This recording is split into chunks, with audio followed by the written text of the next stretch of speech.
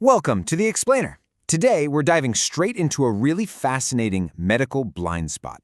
It affects millions of people all over the globe, yet it is incredibly misunderstood and, honestly, it's almost never talked about. We are uncovering the hidden epidemic of the pelvic floor. So, let's just get right into it because what we're going to explore today fundamentally changes how we view our body's core stability, our everyday habits, and really our long-term health. Now, what in the world do chronic foot pain, urinary incontinence, and bad posture all have in common? At first glance, you'd probably think you need a podiatrist for your foot, a urologist for your bladder, and a chiropractor for your posture, right? But medical research and postural neurology experts have found a seriously surprising link. All of these seemingly totally unrelated and sometimes kind of bizarre symptoms can actually point right back to a single highly specialized and way too often ignored muscle group.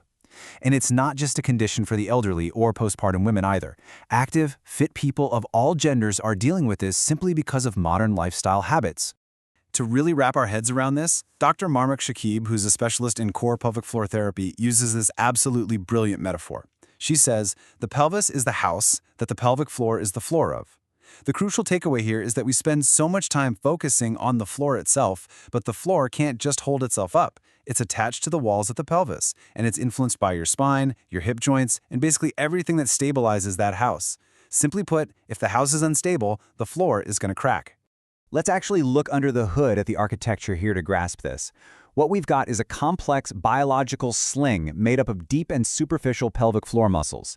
Notice the levator ani-muscle complex, which includes the puborectalis, the pubococcygeus, and the iliococcygeus muscles.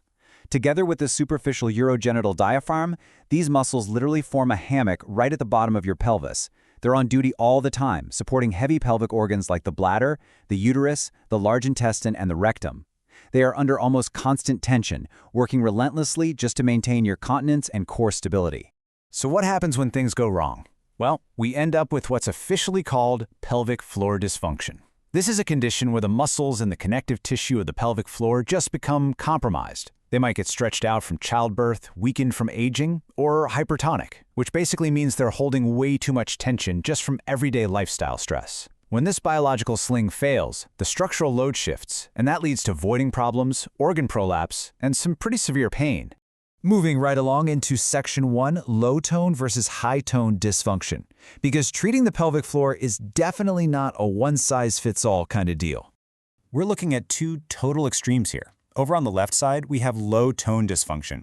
This happens when the muscles are just too weak or stretched out. It leads to issues like pelvic organ prolapse, which is where organs actually start dropping from their normal position, and stress urinary incontinence, that involuntary leakage when you cough, laugh, or jump. But on the right, we've got high-tone dysfunction. This is the exact opposite. The muscles are basically locked in a constant state of spasm or tightness. This hypertonic state leads to pelvic floor myofascial pain, painful intercourse known as dyspareunia, vaginismus, and chronic vulvar discomfort. Both extremes definitely require therapy, but the physiological goals to fix them are entirely different. Which brings us to Section 2, the evidence on Kegels and pelvic floor muscle training. Let's dig into the medical data behind the gold standard solution here. The data on this is absolutely staggering. A massive Cochrane systematic review looking at over 10,000 women found a 62% reduced risk of urinary incontinence in late pregnancy for women who did structured early antenatal pelvic floor muscle training. 62%! By proactively training those muscles before the maximum physical stress of late pregnancy really hits, women can effectively prevent the structural failure of their biological floor. That is a real game changer. And the benefits definitely extend way beyond pregnancy. Just look at this stark contrast. When researchers looked at women suffering from stress urinary incontinence, they found that a massive 74% of the group receiving pelvic floor physical therapy reported a cure or a significant improvement. Now compare that to just 11% in the control group who didn't get any active treatment. This brilliantly illustrates that when you actually put in the physical work to rebuild the muscle tissue, that biological sling can regain its function and completely stop the leaks. But it doesn't even stop at continence. Active muscle training can actually physically change your internal anatomy. According to pooled data from randomized trials, pelvic floor muscle training increases the chance of an improvement in prolapse stage by 17% compared to no treatment. Think about that for a second. By actively strengthening those levator ani muscles, Patients are literally elevating the resting position of descended pelvic organs. They're pulling them right back up into the house. All right, Section 3. Therapies, interventions, and medical policy. Let's see how major medical guidelines and insurance policies actually evaluate all these treatments. When we break down the Excelis Blue Cross Blue Shield medical policy, it's pretty telling. Notice what falls under proven, medically necessary interventions? It's pelvic floor muscle training and biofeedback. Why? Because these require the active participation of the patient to regain volitional control of their own muscles. On the flip side, routine passive electrical stimulation, when it's used all by itself without muscle training, is considered not medically necessary. This policy lines right up with the National Institute of Health and Care Excellence guidelines. You simply can't just passively shock a muscle and expect long-term structural stability. You have to actively do the work to rebuild the floor. But what if you're in a situation where you've lost that mind-muscle connection and you simply cannot feel those muscles to actively train them? Well, that is exactly where biofeedback comes in. This equipment uses vaginal or rectal sensors that actually read the electrical activity of your muscles. It sends that data to a monitor, displaying a visual graph. So it gives patients real-time positive reinforcement, showing them exactly when they are successfully contracting the pelvic floor and when they are fully at rest. It's an incredible aid for isolating the correct muscles if you're struggling to find them. Section 4. Anatomy to action. Proper technique and prevention. Let's look at how to protect your own biological house in everyday life. Okay, if you are going to do Kegel exercises, proper form is literally everything. Here is the exact physical step-by-step process recommended by medical experts for low-tone dysfunction. Step 1. Always empty your bladder first. Step 2. Tighten the pelvic floor muscles. Imagine you're trying to stop the flow of gas or urine, and hold that for a count of 10. Step 3, and honestly this is critical, relax the muscles completely for a count of 10. If you don't relax, you risk creating high-tone dysfunction and severe muscle fatigue.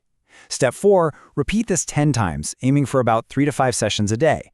Oh, and remember, you have to keep your abdomen, your thighs, and your buttocks relaxed. It's all about isolation. Now, I need to jump in and highlight a really common yet super detrimental mistake.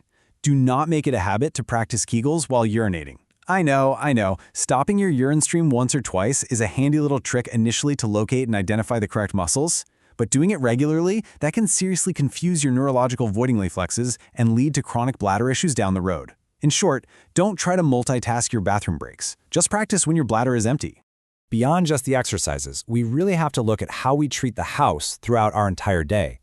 Everyday lifestyle habits and ergonomic mistakes are out there secretly exacerbating pelvic floor dysfunction.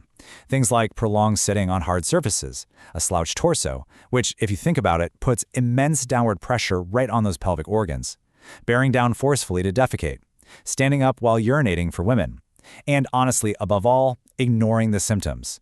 Just because the pain or leakage vanishes for a day doesn't mean the structural instability is magically fixed. So we arrive at our final thought. I want you to take a hard look at your own lifestyle and ask yourself, are your daily habits helping to build a stable house, or are they slowly breaking down your floor?